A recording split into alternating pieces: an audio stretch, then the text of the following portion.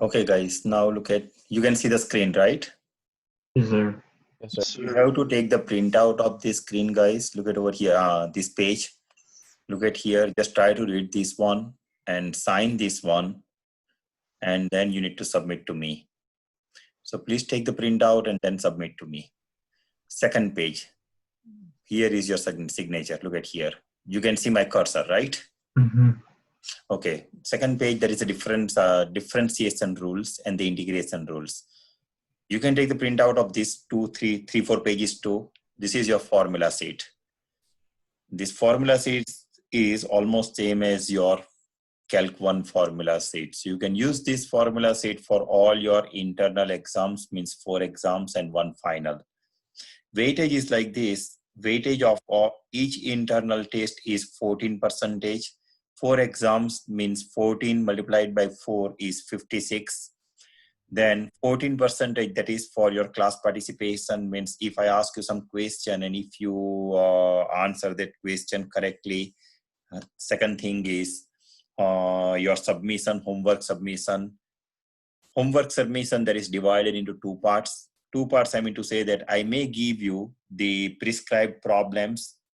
You can solve all those problems and submit to me, or is either or you can submit the practice test assignment, which I am going to provide you. You can submit that one as the homework. So choice is yours.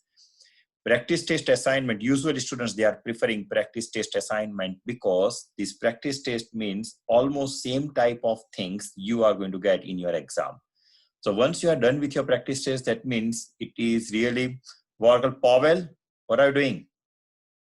Walker Powell.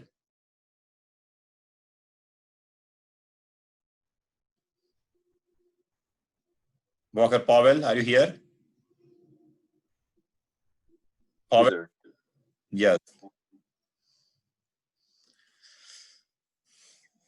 Yes, so it is either one. You can either solve the examples given, I'm going to provide you as in assignments, or I'm going to provide you the practice test. You can solve all the examples given to the practice test, and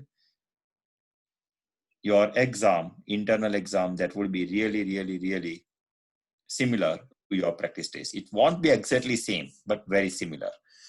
Okay, so just take the printout of this one, because I will not allow you to use the screen at the time of the exam. So you have to have the hard copy of this one. Okay, this is the formula sheet 1. So it includes lots of formulas, differentiation, integration, algebra. And then after, look at over here, work done. We are going to use this one as an application of integration. Work done by the variable force, Taylor series expansion for the function of one variable, Maclaurin series expansion for the function of one variable, and some of the formulas that is for series, infinite series. So some rules are given over here. So we are going to use all these things. And this formula, see, these formulas will be used very frequently, almost in all classes. I would appreciate if you can go through this formula sheet and try to spend some time and try to look at the things where, because you know sometimes what happens that if some formula is given to you and you don't know where that formula is given, so you are just wasting your time to find that formula out of these 4 or 5 pages. Just try to find some time, look at the formula sheet, try to look at all the formulas, just read it. You don't have to memorize all these things. And then after, whenever it is required, if you forget, just try to refer it again. By the end of the semester, you will be very much familiar with the formula sheet, in which corner, which part the formula is given, particular formula is given. So I think you will be good. Now, look at over here. This is your first assignment. This practice test example, this is your first assignment. So find the antiderivative of the given function. This antiderivative, actually, this is nothing but the revision. This assignment is nothing but the revision. If you remember your last portion, last chapter of your Calc 1, that was nothing but the antiderivative. Am I right? And that was just simple antiderivative. We did not go through the details of the antiderivative in your last chapter of Calc 1. We are going to see the detail in this course. So this is just the simple thing. See, it is term by term integration. You know that integration, where is it?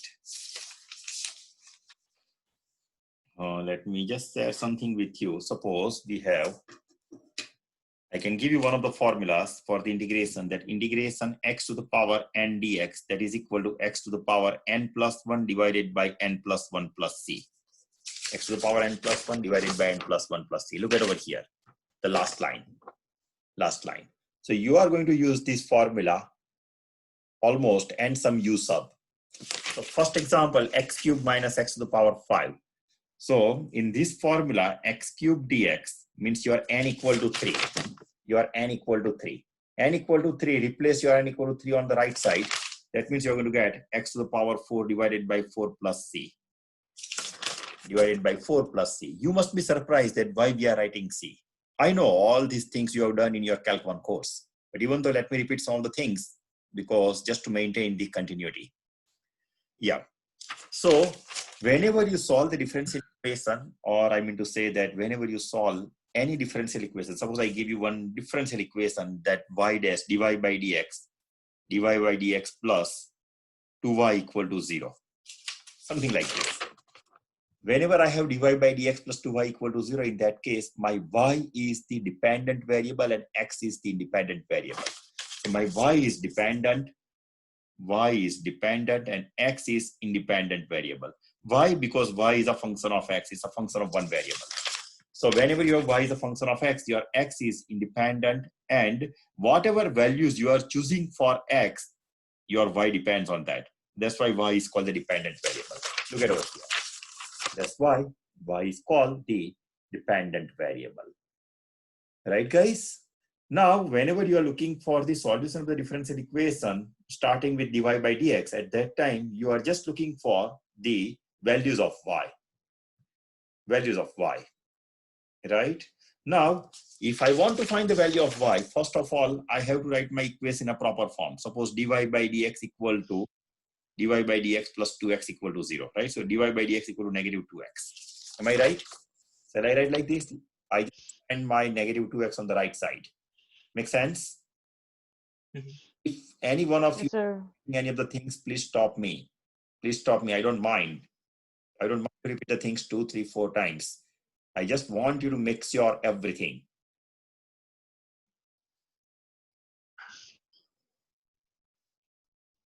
Right, guys? dy by dx negative 2x. Now let me separate the variables. So dy equal to negative 2x and dx. This is actually called differentials. That was your second last article of your Calc 1.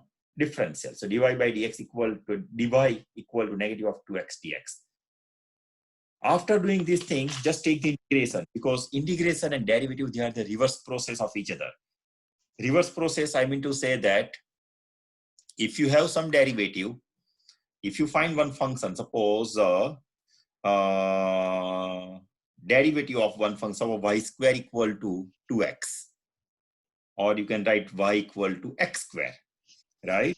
Why I say that integration and derivative are the reverse process? Because if I have some function, suppose y equal to x square. So what is my dy dx? Y equal to x square. What is dy dx? Dy dx is 2x. Agree? Yes, sir. Good. Dy dx is 2x. Now, again, I want to find my y from this dy dx. Again, I want to find my y. If I want to find my y, what I need to do? Dy equal to 2x dx. Again, differentials, your last chapter of Calc 1. Dy equal to 2x dx. Now go for the integration. So integration. Whenever you write integration, at that time, you are not getting just one solution, but you are getting family of solutions. So 1, 2, 3, 4, 5, 6 family of solutions are there. How? I will let you know. Because y equal to x square is a parabola starting from passing through origin. Am I right? Y equal to x square is a parabola passing through origin, like this.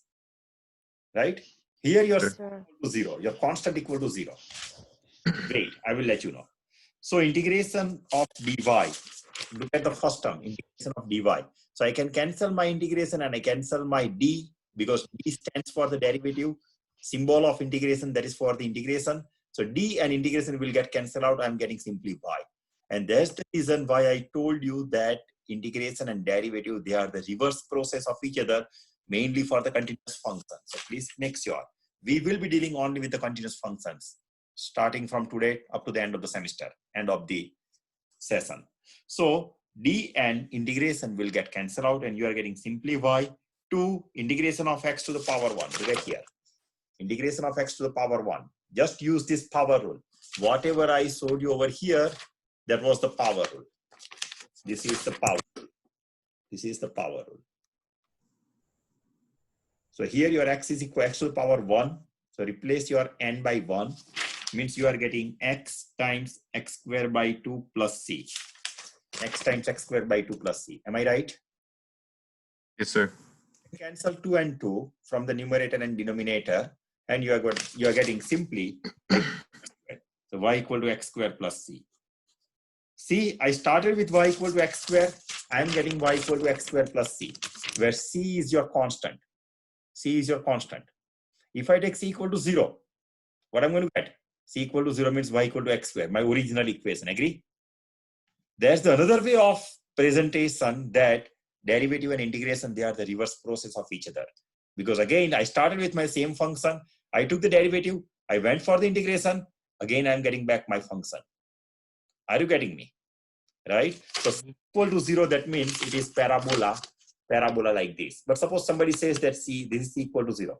Suppose somebody says that c equal to 1. So y equal to, suppose c equal to 0, c equal to 0, y equal to x squared. C equal to 1, y equal to x squared plus 1. Y equal to x squared plus 1, there is a parabola passing through the point 1 on y-axis. C equal to 2, y equal to x squared plus 2, my parabola will be like this, passing through 2. Look at here, passing through 2. Suppose somebody says that c equal to negative 1. C equal to negative 1, y equal to x squared minus 1, my parabola will pass through negative 1 on y-axis. So get over here. Right, guys? So that's the reason I told you that whenever you are looking for the integration, at that time you will one constant c, and that will provide you the family of solutions. So please keep in mind this thing. Now, the first example, x cubed, term by term integration, negative 1 to 1, this is definite integral. So x cube is x to the power 4 divided by 4. X to the power 5, integration is x to the power 6 divided by 6. Range is negative 1 to 1. So your first answer will be integration of x cube minus x to the power 5 dx, negative 1 to 1, can be written as x to the power 4 by 4 minus x to the power 5 over 5 and negative 1 to 1. X to the power 5 over 5 and negative 1 to 1. Make sense? Make sense? Why isn't it x to the 4th over 4 minus x to the 6th over 6? Oh, it has to be. I'm sorry. It has to be x to the power 6 over 6. I'm sorry. My bad. X to the power 6 over 6. Yeah, you have to increase the power by 1. And plus the 1 5 plus 1 is 6. is the 1 negative 1 just notation? Negative 1 to 1 or 1 negative 1, that is the range of the integration. Your function x cube minus x to the power 5 is defined only within the range of negative 1 to 1. And that's why this is called the definite integral. Whenever the range of integration is given, it is a definite integral. One more thing, whenever you have definite integral at that, you don't have to write c, because c from the upper range 1 and the c from the bottom range negative 1 will get cancelled out. So you don't have to mention your c. So just keep in mind this thing, that whenever you have definite integral, for indefinite integral, whenever range of integration is not given, it's called indefinite integral. In that case, c has to be over there at the answer.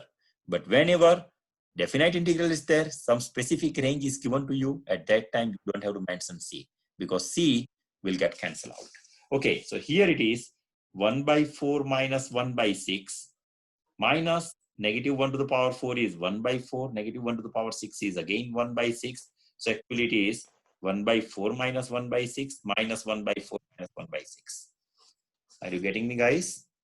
1 by 4 minus 1 by 6. Look at here. 1 by 4 minus 1 by 6 minus negative 1 by 4 minus negative 1 by 6. Right, guys? Yes. Yes, sir. Okay. So if you open the bracket, this plus minus will get cancelled out. Your answer is 0. Your answer is 0. So that is the value of the integration. That's the value of integration. This is just the one. This again, you already went through these type of things in your Calc 1. So please try to solve this one. Try to solve this one. Right, guys? All these examples, they are very easy. This is the examples of your practice test. Look at over here. I clearly mentioned over here. It's a practice test, practice examples. And again, your exam would be very similar, or some of the examples you may find similar to your practice test. Let me put like that. Okay. Find the value C guaranteed by the mean value theorem. That's what we are going to see probably tomorrow or day after tomorrow. Average function value, sketch the given function and find the area. This is actually given to us in our book. I forgot to mention you this thing that we are going to use the Apex book. Myself, I mean to say a couple faculties and myself, we wrote one book. You know this thing, right? Apex, Calc 1 and Calc 2, Calc 3. We wrote down all these 3 books. So you can use these Apex books that's online. So just try to look at that one, try to find that book. It's on VMI website too, it's in Math department website too. So try to figure it out. We are going to use that book and you don't have to pay anything for that. So that's the reason why we wrote it down, that book. Good. I think this is just a repetition, same thing. Yeah, this example number 5. Actually, this is find area. This is the application of integration. I may give you little idea about this thing by the end of this chapter, but most likely I'm not in a favor of asking any question based on example number 5 in your first exam. I am going to ask you this thing, or I will be repeating. I will repeat the same thing in your chapter 7. This is chapter 5. 5, 6, 7, 8, 9. This 5, 6, 7, 8, 9. These 5 chapters we are going to see. We are going to learn in this session. I mean to say in this course. Okay, guys. So this is as part of the application, and that's why, of course, it is given to us in our book as the last article of your first chapter, chapter number 5.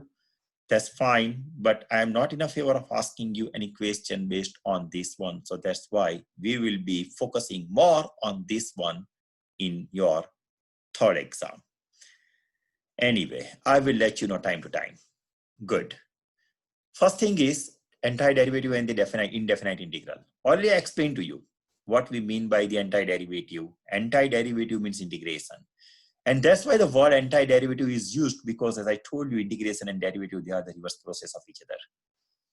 Because you have derivative, antiderivative cancels the effect of derivative. So integration and dy, integration and derivative will get cancelled out and you are getting y. So that's why antiderivative is a proper word to nullify the effect of derivative. Okay, so a function f is given. Antiderivative of fx is suppose capital of f. So antiderivative of small f, this is one function. We don't know that function. General function is capital of x, such that f dash x equal to f of x. See, antiderivative of fx is, antiderivative of fx is capital of fx, such that derivative of fx is fx. Antiderivative means integration. So if I take the integration of fx, look at my cursor, integration of fx, that is equal to fx is given to you. That means if I take the derivative of this fx, I'm going to get my function back. Just now I showed it to you. So f dash x equal to fx. Or other way around, if I take the integration both the sides, integration and derivative will get cancelled out, fx as it is. Here integration of fx dx and my plus c, because my integration is indefinite. This is called this integration symbol. Function inside the integration symbol is called the integrand. The integrable function is known as the antiderivative. C is the constant of integration. In lots of formula sets, almost all the formula sets, you may find this formula integration of sine x is, yes, cosine x, negative cosine x, right? Integration of sine x is negative cosine x. But I want to prove this thing. How can I prove this one? We know that how sine x comes into the picture. You know the derivative because you finished your Calc 1, but you don't know integration, suppose. So let me start like this, that derivative of negative of cosine x is equal to sine x. Agree? Derivative of Yes. cosine x, or other way around, derivative of cosine x is negative of sine x. Am I right? Yes, sir. So derivative of negative cosine x equal to sine x. Okay, good. Let me take this dx other side using differentials. So derivative of negative cosine x is sine x dx. Okay. If I go for the integration now, so integration and derivative reverse process will get cancelled out. So negative of cosine x equal to integration of sine x plus c. So integration of sine x is negative of cosine x plus c. And that's why integration of negative cosine x plus c. Make sense? Means all these formulae are developed, are derived from your derivative formulas. Derivative formula. Second example.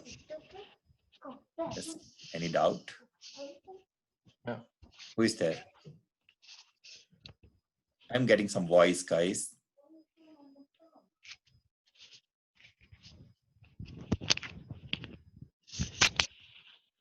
Next one. 3x squared plus 4x plus 5. 3x squared plus 4x plus 5. Right? Whenever you have a function like this, always try to go for term by term integration. So integration of first term, integration of second term, integration of third term. And that's what I did over here. Then after, one more property of integration, whenever you are constant, you can always pull your constant out of the integral sign. So pull this constant out of the integral sign. So 3 is out, 4 is out, 5 is out. So what is left out? X square is left out in the first term. X is left out, x means x to the power 1.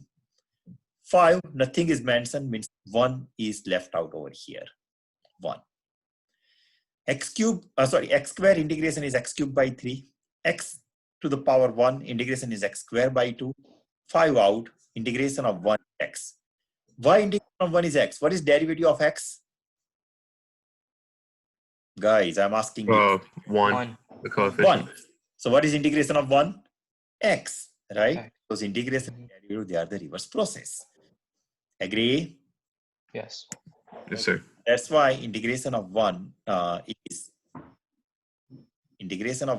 x. And constant of integration c. So this 3 will get cancelled out. 3, 2. So you are getting x cubed plus 2x squared plus 5x plus c. So your first, in your practice test assignment, first few examples, they are based on this term by term integration. And I have used, this is called the power rule. Whatever you can side on the bottom of the page, x to the power n dx equal to x to the power n plus 1 over n plus 1 plus c. So that is called power rule. Any doubt so far? No, sir. No. Okay, here I use the plus sign. You can say the minus sign too, right? So plus minus, that's the same thing, but no product, please. No product, right? Always keep in mind this thing that integration or derivative. Let me start with the derivative. See, if I ask you derivative of 2x square or x square plus 5, what is the derivative? X square plus 5, Simon? Simon. Yes. What is the derivative of x squared plus 5? X squared plus 5 is just 2x. Is 2x. Agree? Yes, sir. Yes or no? Yep. Right? Yes, sir. Okay. What is derivative of x squared plus 5x? 2x plus 5. 2x plus 5. Right? What you did, you took the derivative of the first term and derivative of the second term. What is derivative of x squared minus 5? Scaffer? Scherf? S-C-H-E-R? Oh, yes, sir. Yes. What is the derivative of x squared minus 5? 5x? X squared I'm minus sorry, 5. sir. Your audio just went out. Could you repeat that? Derivative of x squared minus 5x. Instead of plus, now I replace plus by minus. It would be 2x minus 5. Correct. So you took the first derivative, minus sign, and the second part derivative. So what is the derivative of x squared times 5x? You don't know, right? Right. Squared times 5x. or x squared times sine x squared times cosine x? We don't know. Of course we know, but we have to use the product rule to get the derivative. One function is my x squared, second function is my sine x, or what it may be, right? Same way, suppose I ask you x squared plus 2 divided by x squared plus 2 divided by what? Sine x. X squared plus 2 divided by sine x, or you can say x squared plus 2 divided by root x, right? Something like this. Or you can say some other function. Suppose I say x cubed plus 3x plus 2 divided by x squared plus 5. You don't know how to find the derivative of this one. Or I can say sine x divided by x squared plus 1. We have to use the particular rule to get the derivative of this function. It's called the quotient rule. Am I right? In short, derivative is linear in addition and subtraction. Linear, I mean to say that I can go for term by term derivative whenever I have plus sign or minus sign in between two functions. But if I have multiplication or division, I cannot use the linearity. I cannot use term by term integration. That integration of numerator, integration of denominator, or integration of one function times integration of second function. I cannot do this thing. I'll be wrong. And that's why we rely on the product rule and the quotient rule. Because integration, the derivative is not linear in addition, in multiplication and division. That's why. So for integration is not linear for multiplication and division. And that's why we are going to see particular rule to get the integration whenever we are looking for the integration of a product of two functions as well as the quotient of two functions. All of you are getting me? Yes, sir. Yes, sir. Yes, sir. Yeah. Alexis? Rachel? Yes, sir. Yes, sir. Good. Yes, keep speaking something whenever I ask you, right? Okay? Don't speak in between, but whenever I ask you something, please. Good, guys. So, in your first assignment, there is no product rule. There is no, I mean to say, multiplication or division for the integration. Simply addition, subtraction, use of linearity. Look at over here. So I mentioned over here, product of two functions, and we use the product rule. I used for the derivative. I used over here the quotient rule. That is low, this is high, this is low. So low d high minus high d low divided by low square. You know that formula for the quotient rule for the derivative, right? Low d high minus high d low divided by low square. Yes, sir. Nice. Now again, Okay. to come back to my formula sheet, x to the power n and x to the power n minus 1. If I take this dx other side, so I'm going to get derivative of x to the power n equal to this one. If I take the integration, so derivative integration will get cancelled out, and I'm getting simply x to the power n. So integration of x to the power n, that is equal to x to the power n plus 1 divided by n plus 1 plus c. You get here? This is x to the power n. X is a variable. So you can see over here, your constant stands as a power and variable is over here. But whenever you are reverse process, suppose constant here and as a power you have variable. At that time your derivative is different. D by dx of a to the power x is e to the power x and derivative of a. Chain rule. Derivative of a is ln a. E to the power x and ln a. Same here. Integration of a to the power x, ln a is constant. Ln of some number is constant. Real number, positive number is constant.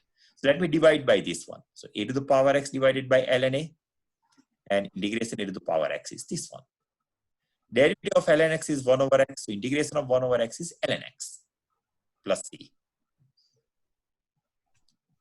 Derivative of sine x is cosine x. So integration of cosine x is sine x. Reverse process. Derivative of cosine x is negative sine x. So integration of sine x is negative cosine x. Derivative of constant is 0. Right? So derivative of constant is 0. So integration of 0 is just the constant. Derivative of x is 1. So integration of 1 is x. Derivative of tangent x is secant square x. So integration of secant square x is tangent x. reverse process. Derivative of secant x is tangent at secant x, so integration of secant x tangent x is secant x. Of course, plus c is already there because we are just working with the indefinite integral. Derivative of cotangent x is negative secant square x. So integration of secant square, cosecant square x is your negative of cotangent of x. And blah, blah, blah, all other formulas. So that's how these formulas are developed, are derived. Okay. One example. Cooper, read this example. The acceleration due to gravity of a falling object is negative 32 feet per second squared at time 3 seconds. A falling object had a velocity of negative 10 Not feet following, it's falling object. Falling object. Falling object had a velocity of negative 10 feet per second. Velocity means always is a derivative. So first derivative means just feet per second. Find the equation of the object's velocity. We want to find the equation of the object's velocity. We are given acceleration, that is your second derivative. You know this thing by your Calc 1 course. Acceleration I usually denote by AT. AT is nothing but derivative of velocity because it's the second derivative of the displacement function. So x dash t minus 32 feet per second square is provided to you. Okay. So if I want to go for integration of AT, means I'm getting integration over here. Derivative integration will get cancelled out, means I'm getting VT. So my VT, integration of AT is VT, integration of VT dt plus C1. Integration of AT, acceleration is provided to you negative 32, of course, feet per second square, negative 32. Integration derivative, reverse process, so VT plus C1. Negative 32 constant, pull it out. Integration of 1 is t because my independent variable is t over here. Look at here, that is a function of time. So it is actually dv by dt or dx by dt, you can say. Okay, so negative 32 t, vt plus c1. So vt equal to negative 32 plus c. But you are given vt also. V at 3 at time t equal to 3 seconds. The falling object has a velocity negative 10. So when time t equal to 3, when t equal to 3, it is negative 10 feet per second. When t equal to 3, t is replaced by 3, t is replaced by 3, 32 multiplied by 3 is, yes, 96. Agree? 96 Yes, plus sir. c, and vt equal to negative 10 given to you. So negative 2 equal to 96 plus c. So 86, just go back and plug it over here. So you are getting your velocity function. That's what asked to you. Vt equal to negative 32t plus 86. That is your velocity function, right? Always keep in mind this thing. Whenever you are given, this is called the initial condition. Whenever some condition is given to you, when time t equal to 0, falling object had a velocity negative 10 feet per second. This is called the initial condition. I dot c dot initial condition. What is the purpose of initial condition? Initial condition, that is, once you get the answer, look at over here, this is actually my answer. But initial condition, thereafter I have used the initial condition to get the particular value of my constant. See that this initial condition actually, these 3 steps, provided me the particular value of my constant c equal to 86 over here. Make sense? So always keep in mind this thing. Right now, throughout your course, DFQ, or I would say throughout your life, because all are engineering and science majors. So please keep in mind this thing. Initial condition or conditions, they provide you just the value of the constants. Right? That's the only purpose of initial condition. Our course is not, we are not going to learn anything based on the boundary condition, but you are going to see the boundary condition in your differential equation course, DFQ course. Okay. So initial condition. Okay, guys. So finally, I get this equation. Now, it says that what will be the velocity at time t equal to 0? Find the object's velocity. Find the equation of the object's velocity. Okay. What will happen when t equal to 0? When t equal to 0, v is 0, t is 0, t is 0. So v at 0 equal to 86. since the velocity is positive, the object is moving upward. Velocity is positive means object is moving upward. Suppose I give you one example. Suppose you have one stone on your hand or one ball, and if you throw the ball in the air, so ball will go up to certain level. That's the velocity, because the force on the ball is reducing every time until it achieves the maximum height. Am I right? Because of the gravity of the earth. Yes, sir. And at certain level, after certain level, the object, the ball, will start falling down. Am I right? Yes, sir. Right, guys? So that is the velocity. So first, your velocity is decreasing and then increasing like this. So v at 0 equal to this one. Because it is positive, your velocity is positive, the object is moving upward. Because velocity is positive. If velocity is negative, object is moving downward. Right? That is the meaning. So when did the object is moving down?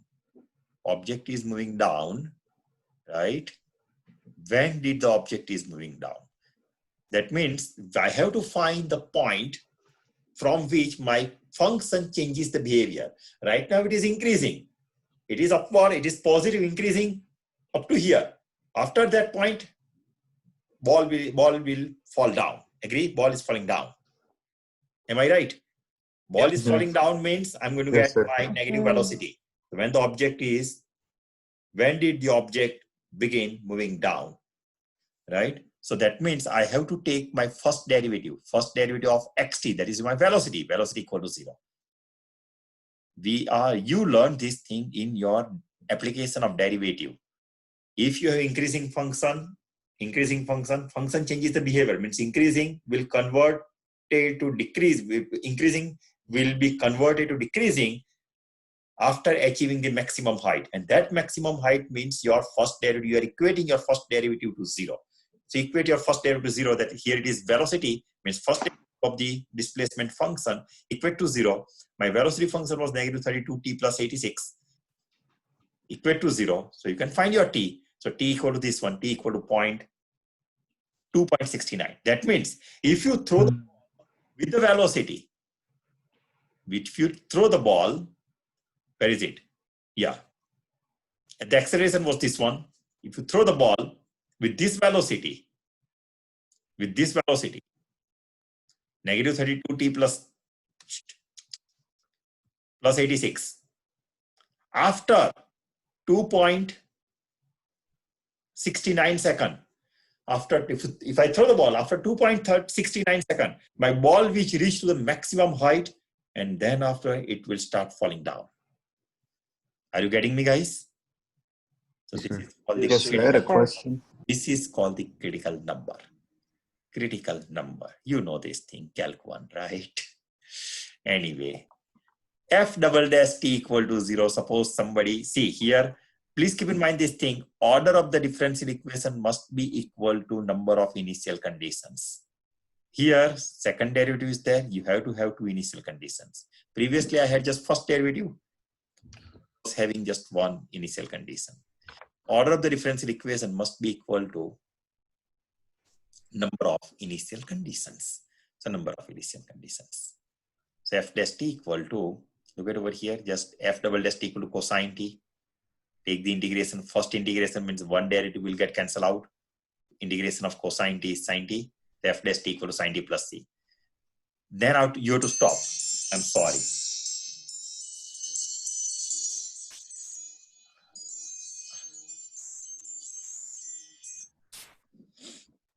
Then you have to stop. Stop, I mean to say that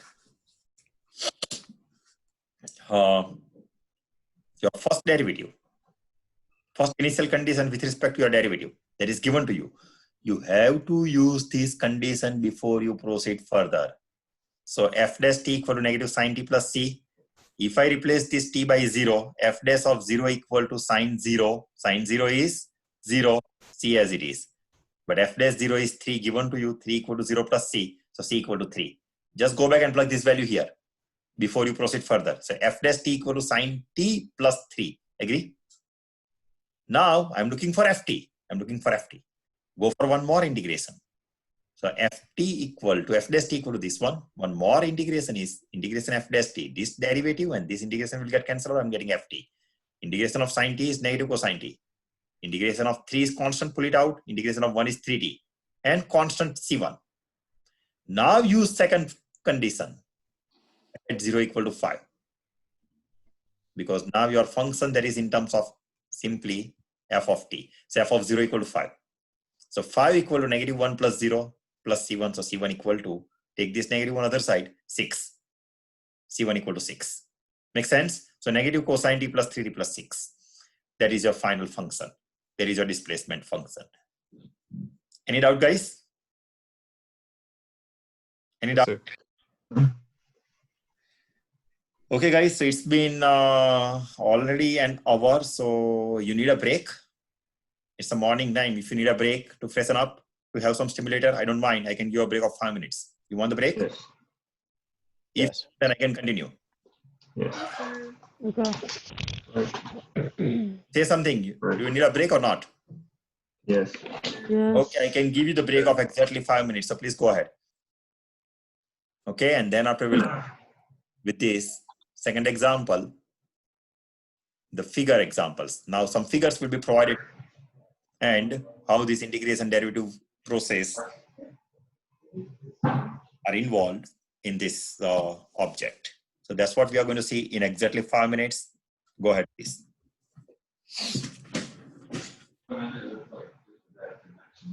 Is anything being said right now?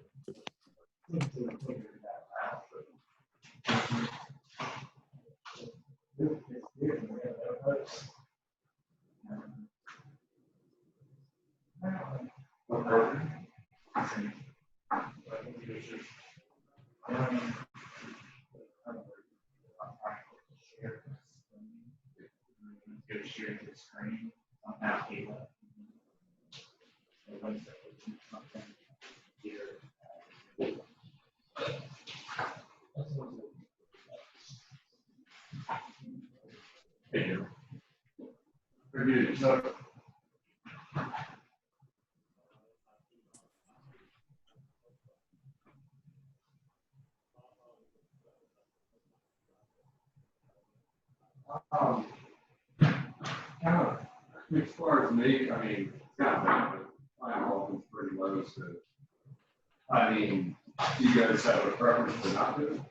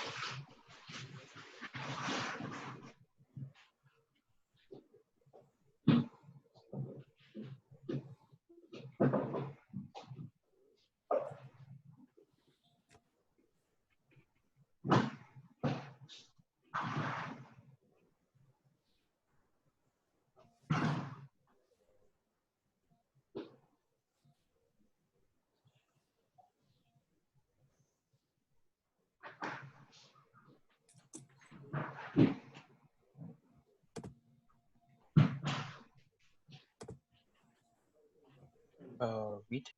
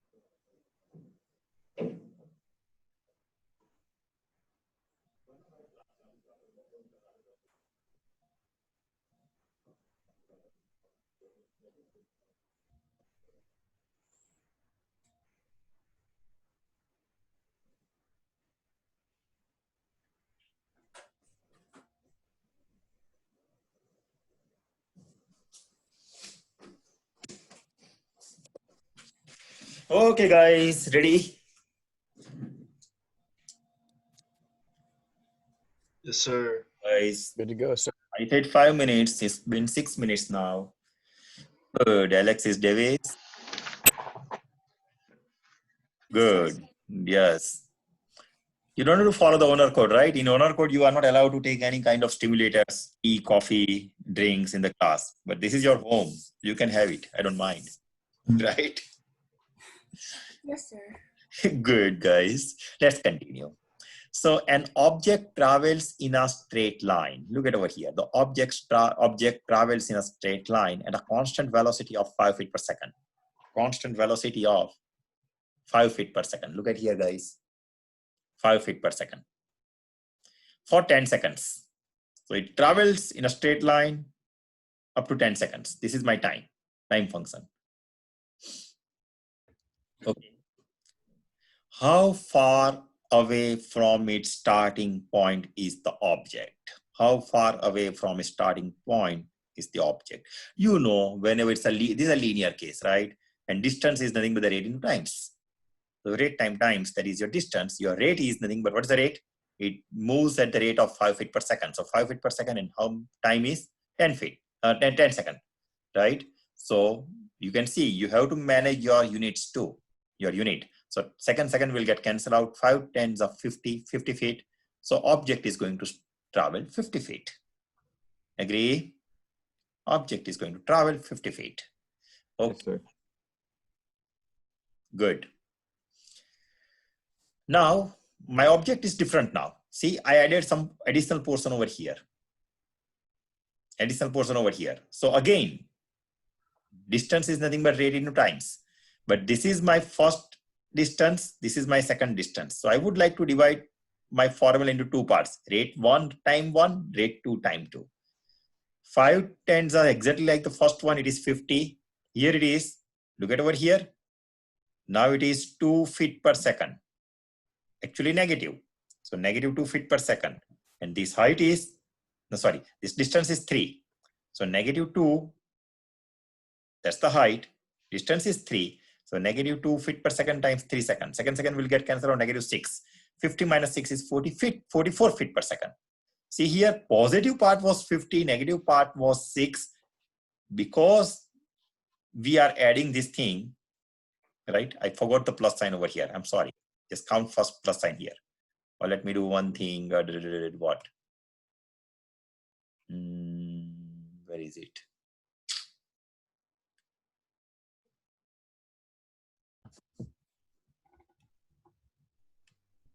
Oh.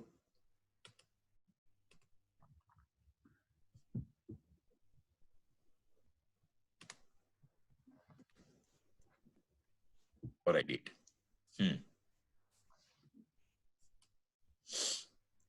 Plus sign here, okay? Anyway, so 44 feet per second, 44 feet. That is for second figure. Then the definition of definite integral. Davis, what are you doing? I'm writing the notes. You are writing the notes. Listen to me, Davis. Already no, that's fine. I trust you. Already I posted the notes on your canvas. Yeah, I have them right here. I'm just like rewriting them. Okay, that's fine. Then I don't mind. That's okay. Okay, guys. The definite integral. Now, definite integral, that means you are giving the range of integration, lower range and upper range. Y equal to fx defined on the closed interval a to b. The total signed area under f from x equal to a to x equal to b, that is the area under f above x-axis, area under f below x-axis in the interval a to b.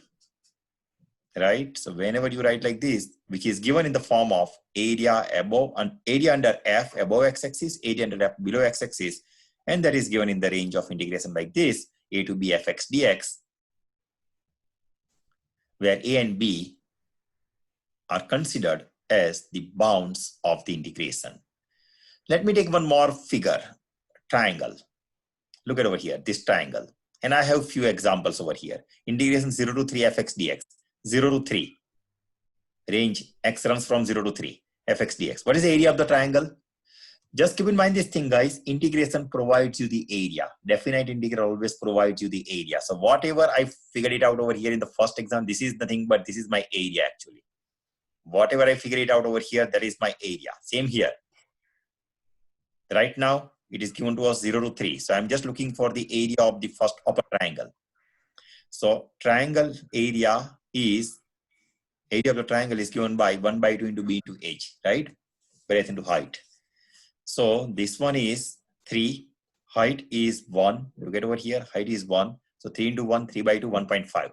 So area of the triangle is 1.5, right? 1.5. Then 3 to 5. 3 to 5. Now I'm looking for the area of this bottom triangle. Area of the triangle is again 1 by 2 b. 1 by 2 b is 3 to 5 means 2. Height is 1, actually -1. So 2, 2 and -1 is -1. So the area of this triangle is -1. So combined area is 1.5 minus 1 is 0.5. Agree? If I ask you the area between 0 to 5, the area of this one plus area of this one. Area of this one was 1.5. This is -1. So total 1.5 minus 1 is 0.5. So 0.5. Example number 3.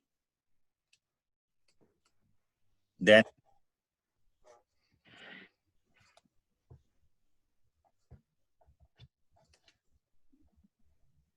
integration, -1 to 1, 0 to 3. Okay, 0 to 3. 5 times fx dx. 5 always you can pull it out, and 0 to 3 already you figure it out. 1.5. So it is 7.5. You are expanding your area 5 times than whatever is provided to you. -1 to 1 fx dx. Sorry, 1 to 1. Same. This describes a line segment, not the region, because the range is same. Just a line segment, it's not the region. So it has no width. No width means your area is 0, right? Your area is 0. Same here, another example is given to us, right? This will provide you the positive area. This will provide you the negative area. Same thing. Above x-axis positive, below x-axis negative. One more example is there. Again, triangle, same thing. Just repeat the same thing. Area of the circle is pi r square. So pi r square 1 by c. If I want to find the area of this part, upper semicircle, equation is square root of 9 minus x square, -3 to 3. -3 to 3 is the range. So 1 by 2 into pi r square. Pi as it is, r is the radius is 3. So 3 square is 9. So 9 by 2 pi. 9 pi divided by 2.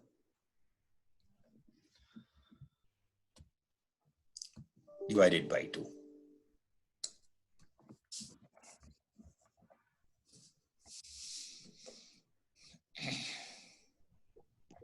Okay, guys. So now this is the new thing, that is the Riemann sum. I think this one is a new article. And okay, let's start this article slowly. Riemann sum. Whatever we did so far, that was just the revision of your Calc 1 last chapter. Your syllabus now starts with this one actually. Of course, that was the previous one, is also the part of the syllabus, but main theme starts from here, Riemann sums.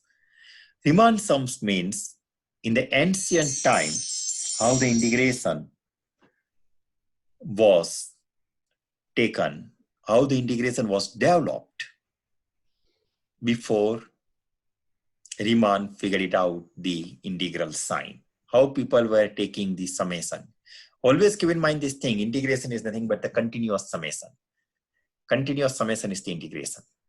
If you are some of the, suppose one figure is there, and if you make number of partitions of that figure, and if you count all the partitions, area of all the partitions one by one without losing a single one continuously, that is called the integration.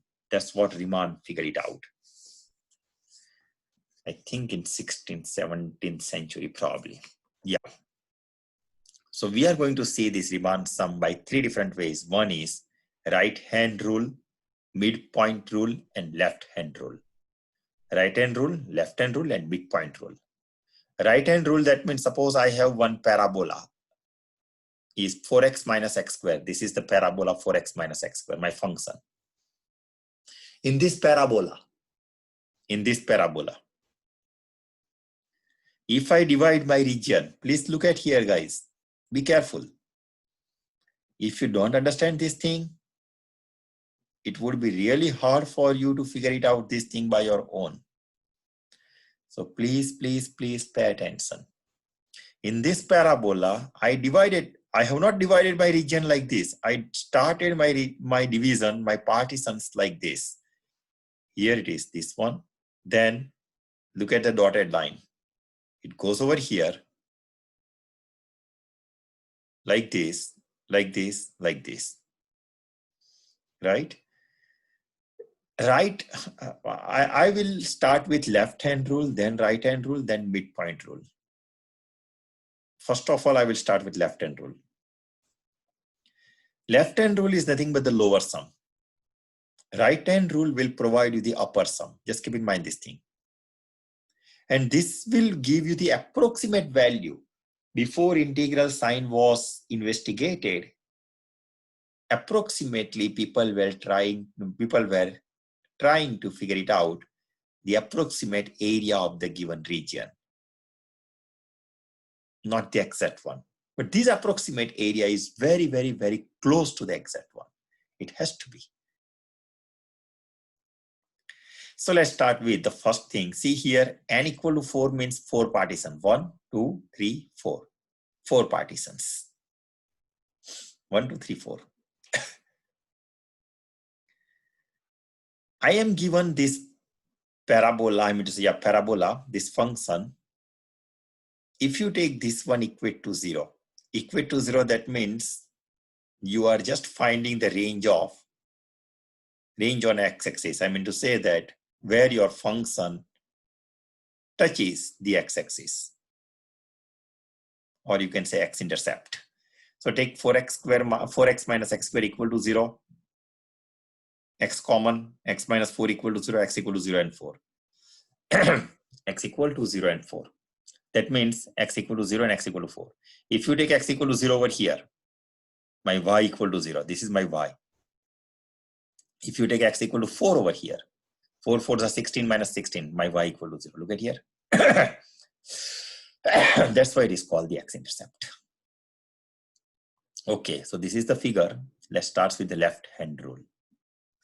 Left-hand rule means whenever you have left-hand rule, look at here, guys. Left-hand rule means most left side should be you start your counting from the most left point. Most left point. Look at my cursor, Davies. Most left point. Most left point. And that is your f of 0. Agree? Because 0 point is there. Value of the function is f of 0 here. 1, value of the function f1. 2, f2. 3, f3. And then stop. Don't count the last point. Forget it. But in right-hand rule, reverse process. We don't count the first point. Look at here. We start with f1, 2, 3, and then 4. We are counting the last point because my most right side is 4. So 0 to 1, integral 0 to 1, I am counting my left side only. Integral 0 to 1, the rectangle has a height f of 0. And f of 0 is 0. On 1 to 2, rectangle has a height f of 1. F of 1. So replace your x by 1 in the equation. In the equation, f for x minus x square, replace your x by 1. You are getting 3. 4 minus 1 is 3. Okay. F in between 2 to 3, most left part is f of 2. So replace your x by 2. So it is 4. In 3 to 4, most left part is f of 3. Replace your x by 3. So 4x minus x square will provide you 3 here. So these are the values of the function. Say at 0, f0. At 1, f1. 2, f2. 3, f3. I told you, just forget the last point. Reverse way over here. See, my pictures are different here. My strip starts from here, then here, then here. My curvature and my strip touches on the leftmost part, most left parts. Look at over here. Here situation is different. My strip touches the most right part. See, this strip touches the right part. This touches over here. Strip touches over here on the right side. Right part, right part, right part. So F1, 1, F2, 2, F3, 3, F4, 4. F1, 1 already you counted. Same thing, same number here, here, here. 3, 4, 3, 3, 4, 3. We are not counting the first one. Between 3 to 4, F4 is 0. Replace your x by 4, you are going to get 0. Now, add up the area of each of the rectangles. The area of first rectangle. Length is 1. Width is, height is f1. And f1 is 0. So f1, f0 at 1, f1 at 1, f2 1, f3 1. Because every time my width 1, 1, 1, 1. And width, height is this one. Plug the values and you are getting 10. So 10 is the area under this curvature by left-hand rule. Here, add up all the strips, all the summations, all the rectangles. So 1, 0 to 1, 1, and f1. So 1 with f1 with 1, f2 with 1, f3 with 1, same as this one. Finally f4 with 1, f4 with 1, 3, 4, 3, and finally 0. Again it is 10. Look at here. So whether you use left-hand rule or right-hand rule, you must get the same answer. Or slightly different answer, but it should be very close to, it has to be very close to each other. Midpoint rule. That means now my strip touches the curvature at the midpoint. That's why it is called the midpoint rule. So in this case, your figures will be like this. 1, 2, 3, 4, n equal to 4, right? So 1, 2, 3, see? Like this, midpoint. Then you take like this and touch like this. This is your 1, this is your 2, this is your 3. Don't count this one, please. 1, 2, 3, and 4, because n equal to 4, 4 strips.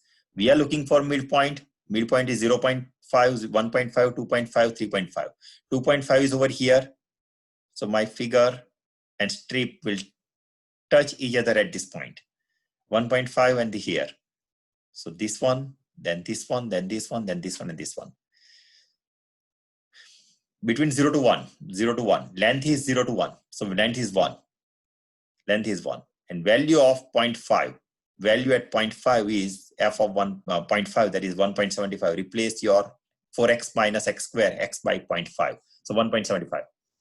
At 1.5 value is 3.75, 3.75 and 1.75 for these points.